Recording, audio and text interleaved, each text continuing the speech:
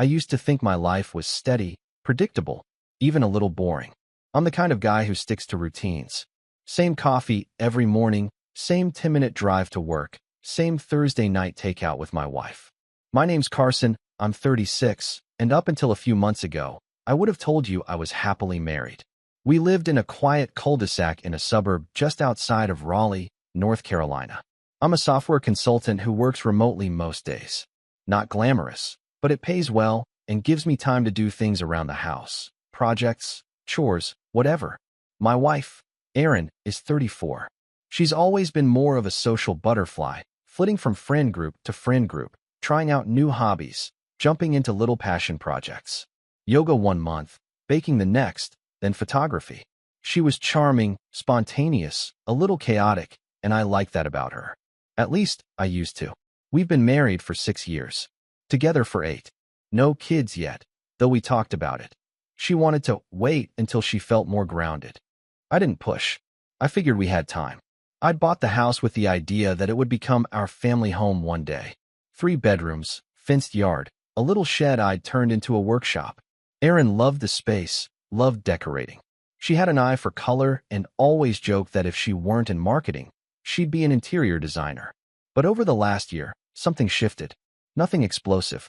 No screaming fights, no big betrayals, at least not yet. It was more like erosion. Subtle, slow. She started coming home later. Said she was grabbing drinks with coworkers more often. She'd stay glued to her phone during our dinners, thumb hovering over her screen like she was waiting for a text. And when I asked if everything was okay, she'd brush it off with a tight smile and a quick, "I'm just tired." Work's been draining. I wanted to believe her. I needed to believe her. But in the pit of my stomach, something didn't feel right. Then came the new neighbor. He moved in across the street mid-spring. Tall guy, probably in his late 30s, early 40s. Built like he played college ball back in the day. Drove a black Range Rover. Always wore gym clothes even when he wasn't headed to the gym. Name was Bryce. I remember because Erin made a big deal about introducing herself to him the day he arrived. Brought over banana bread, of all things. She never baked before, but suddenly she was whipping up homemade loaves like she was auditioning for a Food Network show. I didn't think much of it at first. Erin was friendly with most of the neighbors. She was just being neighborly, right? But then I started noticing things.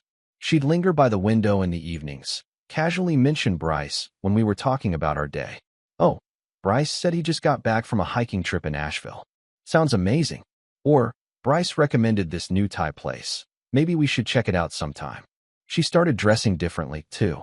Less oversized sweaters and leggings, more tight jeans, low-cut tops, little touches of makeup even when she was just running errands. Still, I told myself it was in my head, that I was being paranoid, insecure, but the feeling kept building, like a pressure behind my ribs I couldn't shake. Then, one night in June, everything cracked open. It was a Thursday. I remember because we always got Chinese takeout on Thursdays. I'd picked up the food, set it out on the dining table, and waited. Erin came home an hour late, wearing a dress I hadn't seen before. Short, red. Her lipstick was still fresh. She looked flushed, like she'd been running or maybe laughing too hard. She didn't sit down right away, just stood by the counter, twisting her hands together. "Carson," she said, not meeting my eyes. "I think I need some time." My mouth went dry. "Time for what?" She finally looked at me then. "Time to figure things out. To figure myself out. I feel like I've been living someone else's life. I don't know who I am anymore." The words hit like a slap, but I kept my voice steady. "What are you saying, Erin?" "I think I need space. Maybe a month. Maybe more. I'm not leaving forever. I just need a break. To breathe. To think." I didn't yell. I didn't cry. I didn't beg. I nodded slowly, numb, my mind racing. I asked where she was going. She said she'd figure it out. A hotel, maybe. She just needed time. But less than 48 hours later, I found out exactly where she went. Bryce's driveway. His black Range Rover parked beside Erin's car. Her overnight bag slung over her shoulder as she let herself in through his side door like it was already familiar. Like she belonged there. I stood at our window across the street, watching. Frozen. Chest tight.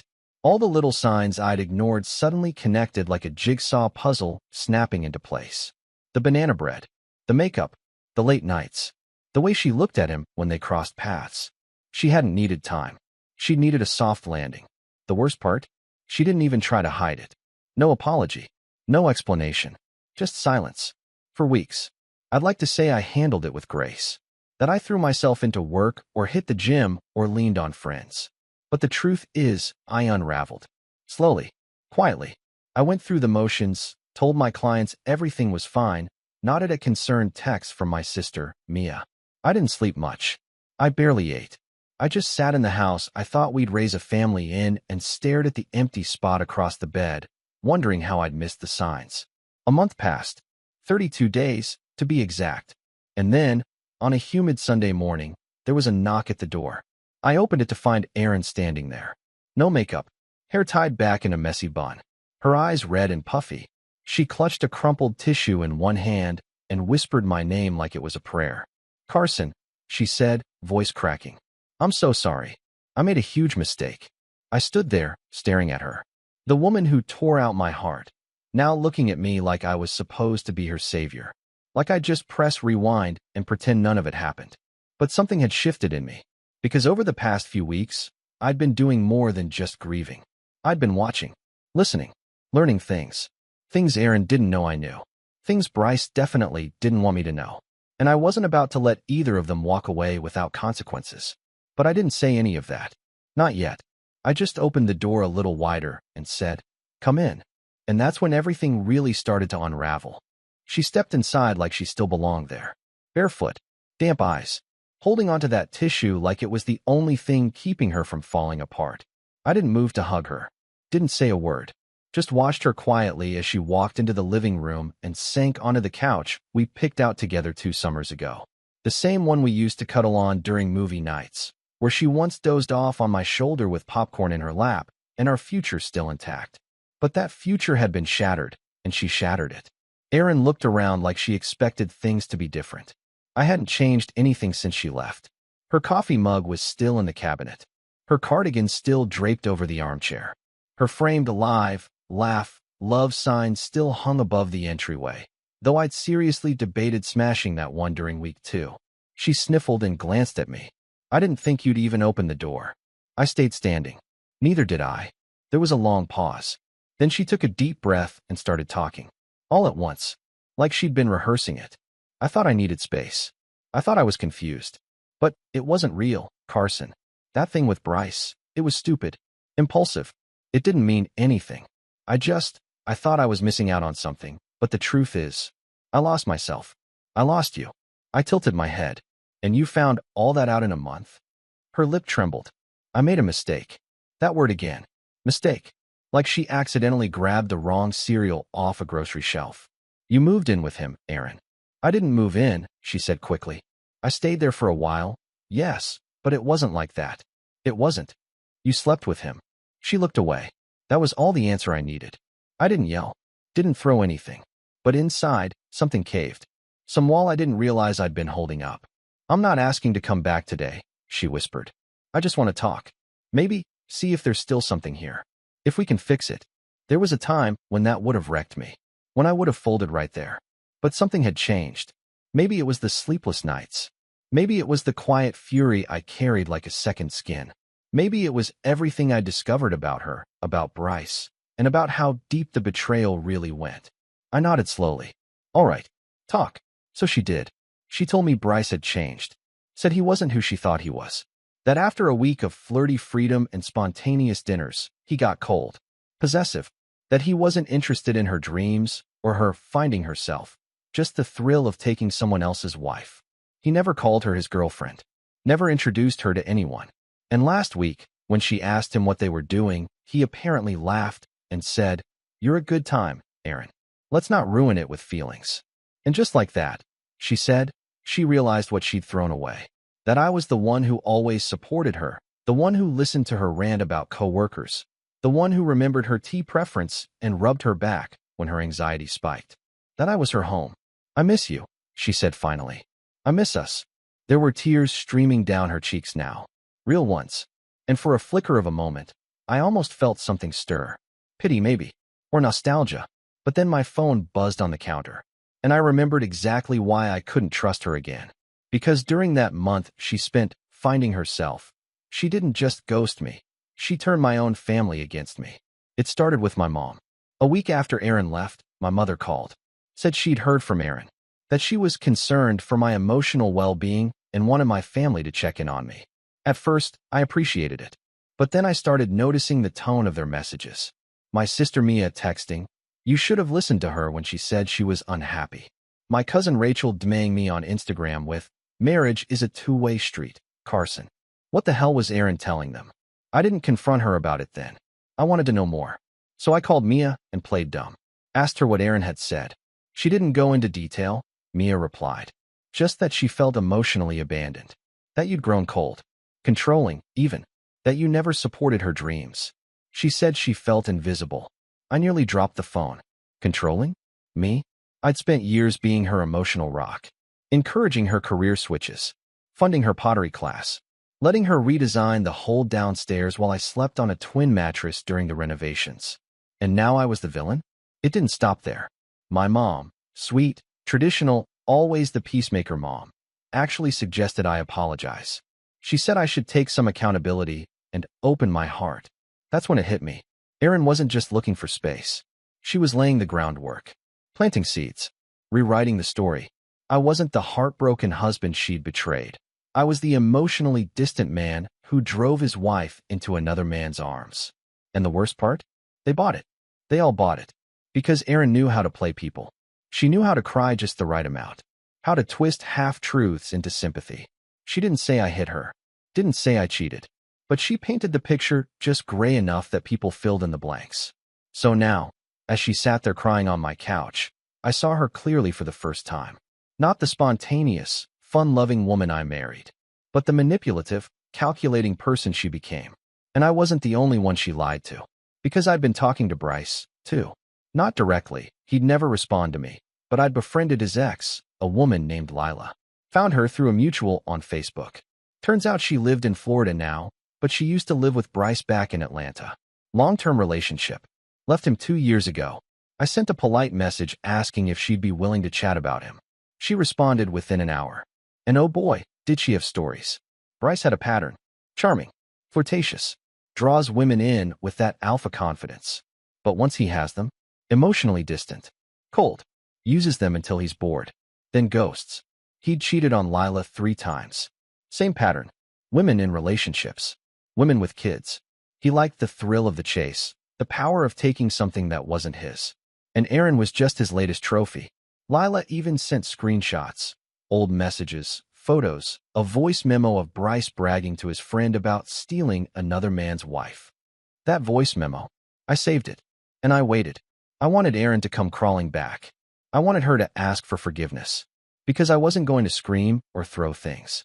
I was going to build something better. Something slower. Smarter. And I'd already started. While she was staying at Bryce's, I'd met with a divorce attorney. Quietly. Privately. Set up accounts. Pulled copies of financials. Erin didn't know it, but our joint account had been slowly drained, legally, into a trust under my name. I'd also had cameras installed. New locks. Security updates.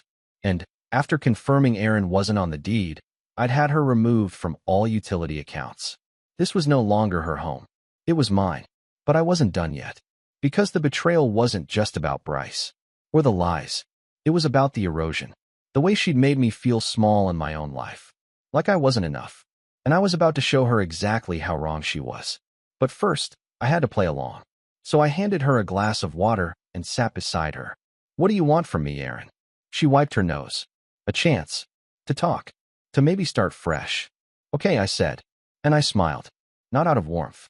But because I'd already planned the moment where that smile would vanish from her face. And that moment was getting very, very close. They say rock bottom isn't a moment. It's a realization. A quiet, soul-deep understanding that no one's coming to save you. That you've been walking around with a fire in your chest and no one noticed you were burning. That realization hit me on a Tuesday afternoon. Erin had come by the house 3 more times since that first conversation. She never stayed long. Just enough to drop little hints that she was healing, that she was trying, that she was grateful I wasn't pushing her away. She had no idea I'd already changed the locks. The only reason she still had access was because I let her think she did. She didn't notice that our finances were slowly separating, that her name was vanishing off accounts, that I'd rerouted all important mail to my sister's address, that I'd backed up every message, every email, every photo she'd taken with Bryce that she'd foolishly stored in the cloud we once shared. She also didn't know that I'd stopped wearing my wedding ring 2 weeks before she knocked on my door. But back to that Tuesday. It was late, almost 5 p.m. I'd just finished a Zoom call with a difficult client when my phone buzzed. It was a text from my mom. "You need to fix this, Carson. She's hurting. You're being cruel." Cruel. That word cut deeper than I expected. I hadn't told my parents the truth, not yet. I was still holding the cards close to my chest, letting Erin spin her version of the story while I gathered evidence, receipts, and resilience. But that word, cruel, felt like betrayal all over again, like being kicked while I was already lying in the dirt. I sat there in my office, staring at the screen, heart pounding in my ears. The walls felt like they were closing in. For a minute, I forgot how to breathe. Everything just felt hollow, like the world had kept moving and I was frozen in place.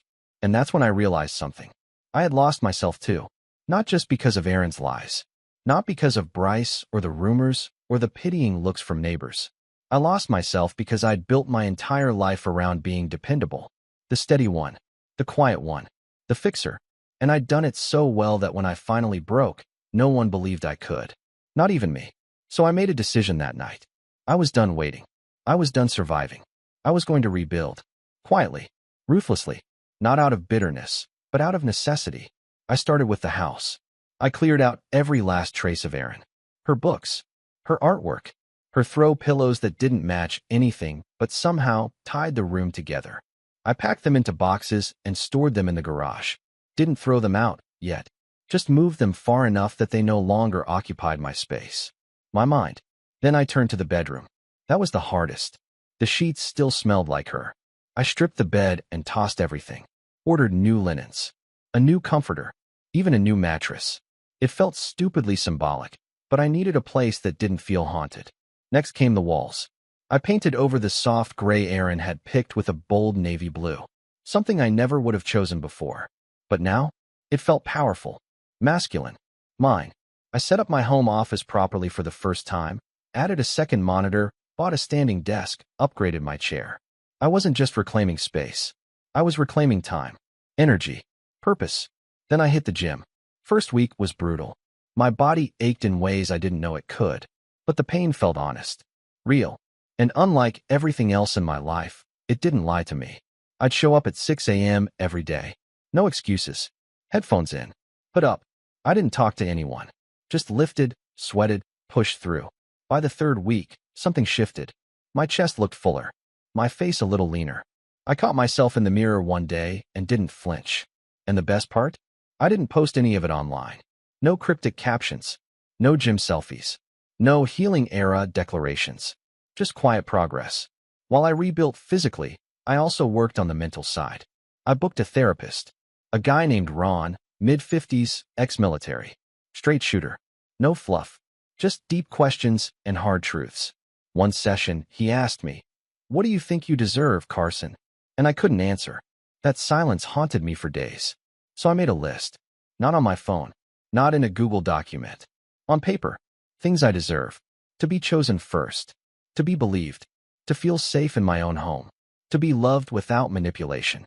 To be seen, not just used. I read that list every morning. Sometimes out loud. Sometimes through gritted teeth. Sometimes with tears in my eyes. But I read it. Over and over. Until I believed it. Financially, I was thriving. With Erin gone, my expenses were lower. I landed 2 new clients through referrals. Work gave me structure, control. I threw myself into projects, into solving problems that didn't talk back or cry on my couch. Mia, my sister, started noticing the change. She invited me over for dinner one night. Just her wife Tasha, and their dog Milo. We hadn't talked about Erin much. Mia had believed her at first, but she'd started asking questions. "Something's not adding up," she said over spaghetti.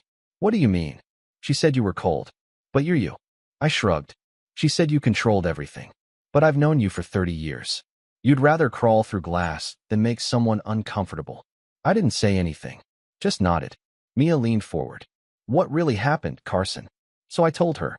Everything. Bryce. The move-in. The lies. The messages.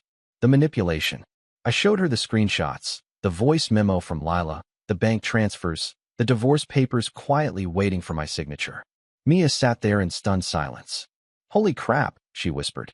I didn't want to tell anyone until I had proof. She reached across the table and squeezed my hand. I'm sorry I didn't believe you. That moment broke something in me, but not in a bad way.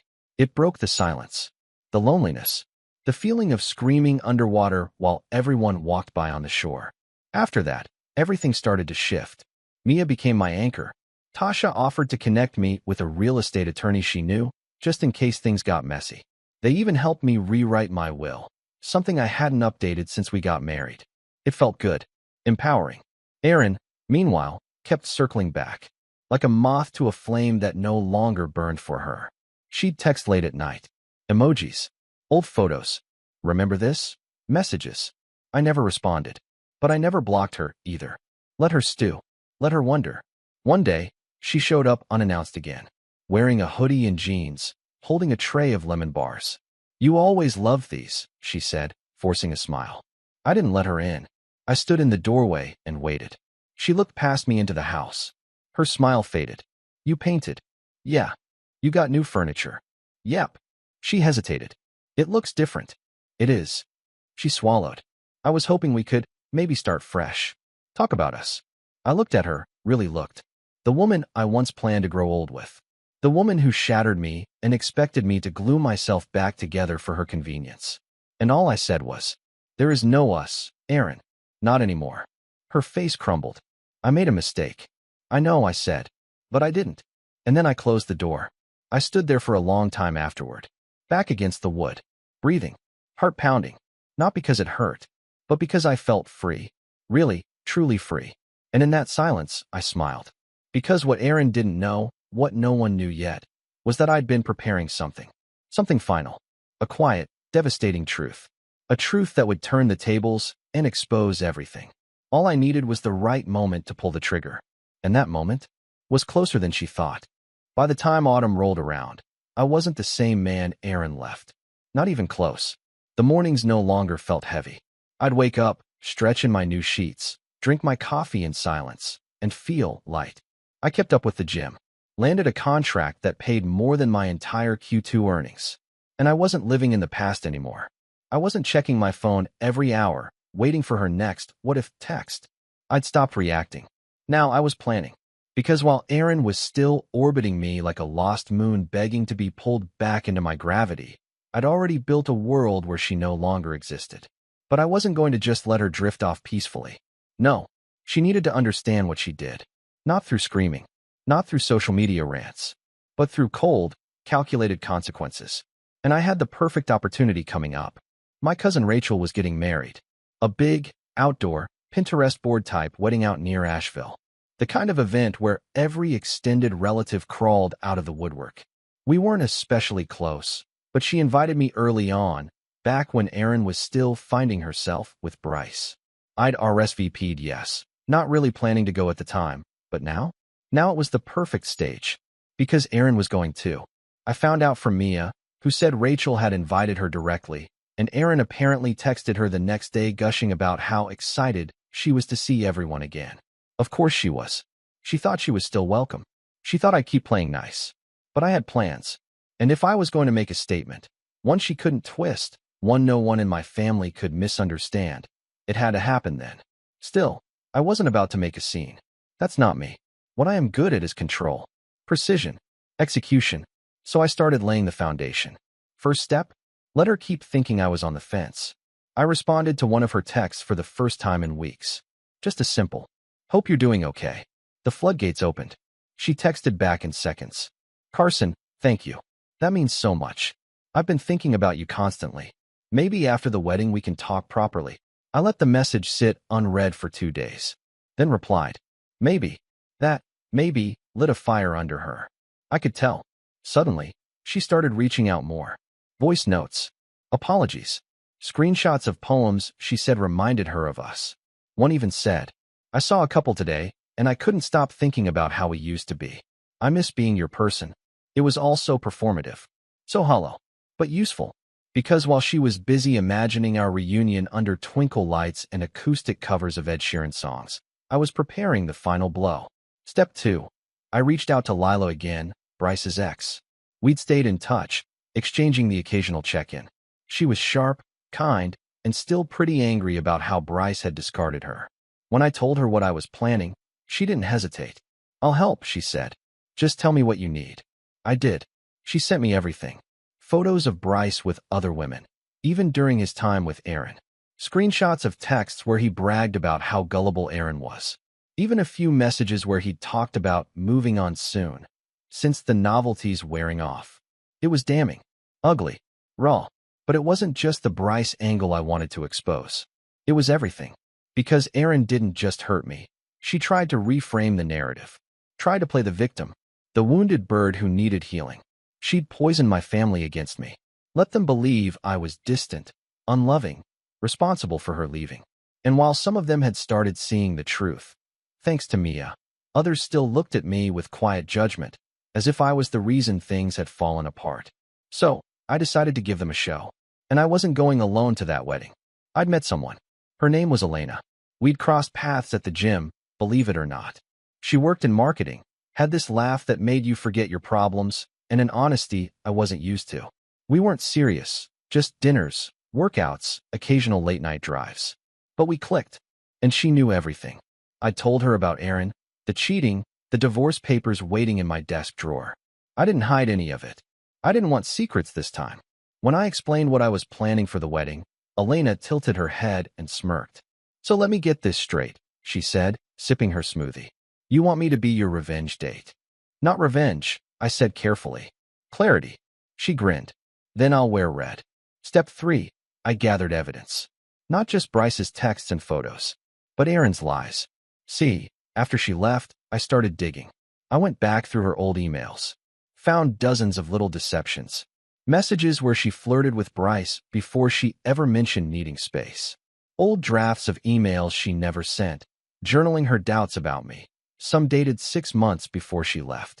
She hadn't drifted. She'd planned her escape, and she wanted sympathy on the way out. I printed everything. Highlighted timestamps. Made it clean. Organized. Not to show everyone, but just in case. I also had Mia and Tasha on standby. They'd agreed to keep a close eye on the vibe at the wedding, especially if Erin tried to corner me. "Don't worry," Mia said. "We'll block like a defensive line." And then came the final piece. The divorce papers. I'd been holding off, waiting for the right moment. Waiting to see if Erin would show any shred of honesty or ownership. She hadn't. So I had them updated. Fast-tracked. Filed for delivery.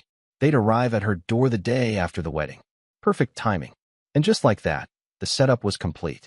The night before the wedding, I slept better than I had in months. No anxiety. No what-ifs. Just quiet determination. Elena picked me up the next morning in a navy dress with gold heels and a red clutch. When I opened the door, her eyes widened. Well, she said. "You clean up nice." Likewise. We drove with the windows down. Music low. The kind of energy that makes you feel like the main character in a movie right before the climax. The venue was gorgeous. Wooden archways, fairy lights strung between trees, tables with rustic name tags, and artisanal everything. People were milling about, hugging, laughing, posing for pictures. Then I saw her. Erin.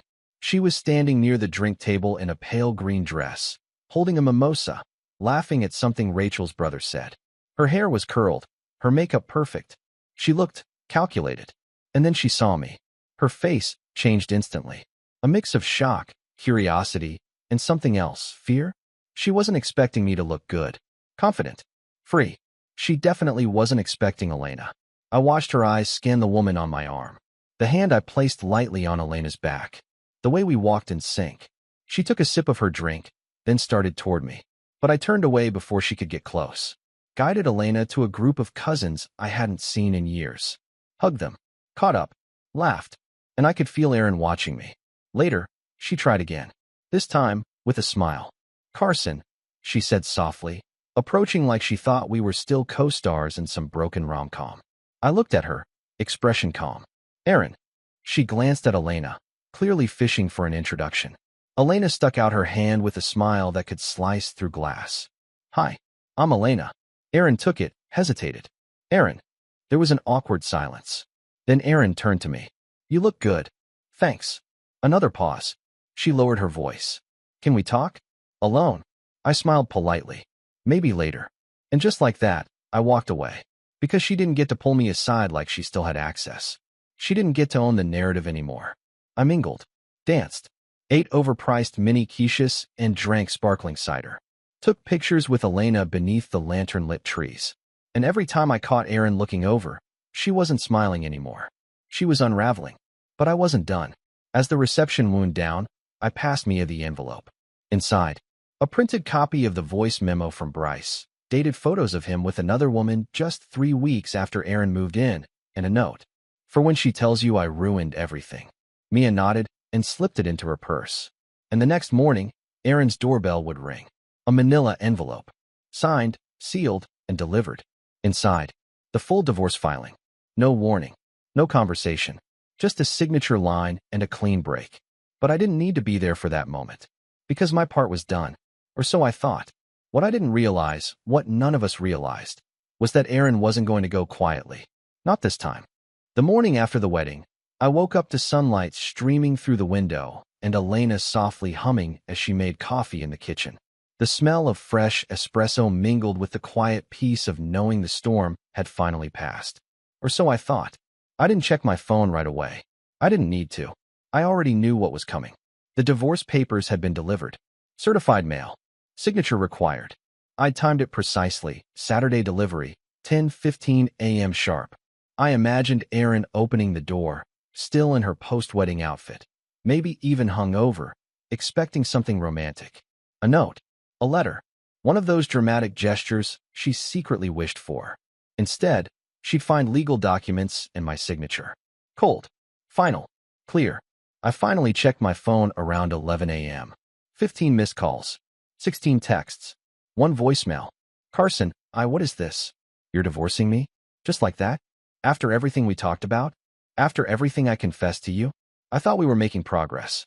I thought you were forgiving me. How could you blindside me like this? I need to talk to you. Please. Call me. No. Not this time. No more pity. No more second chances.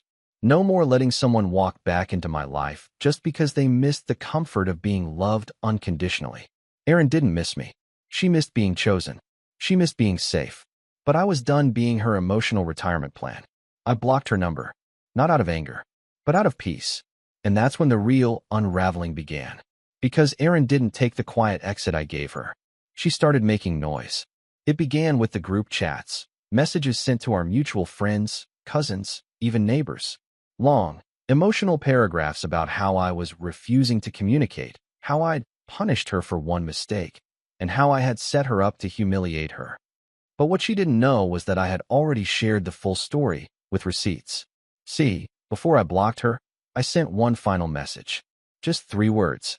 Ask your sister. Because Erin's older sister, Paige, was one of the only people who saw through her. Paige never liked Bryce. She'd told me, once, that Erin had a pattern of jumping ship when things got too normal. That she thrived on drama, on chaos, on chasing attention. Paige had reached out to me weeks earlier, apologizing for how the family had treated me. I knew something was off, she said.